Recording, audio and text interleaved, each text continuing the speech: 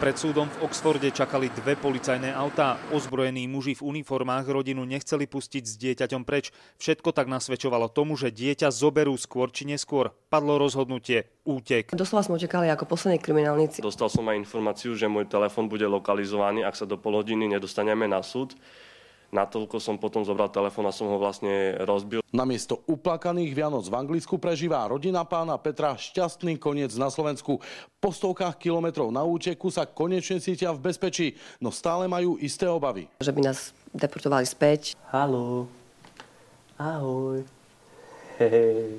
Dúfam teda, že nás nevydajú do Anglicka a že sa nás zastane naša Slovenská republika. Boja sa, že chápadlá social services dosiahnu až do Košíc, kde sa po úteku usídlili u najbližších príbuzných. Schopní sú všetkého, to sme už videli. Dobrovoľne a ešte do konca tohto týždňa podstúpia s malou Rebekou lekárske vyšetrenia u slovenských odborníkov.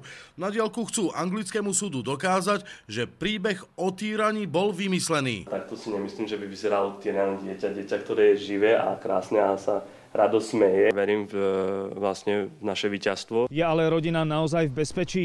To je otázka na slovenské sociálne úrady. Malú Rebeku, Petra aj Slávku totiž reálne po celom Anglicku hľadala polícia. Podľa Andrej Cisárovej treba okamžite kontaktovať slovenskú sociálku.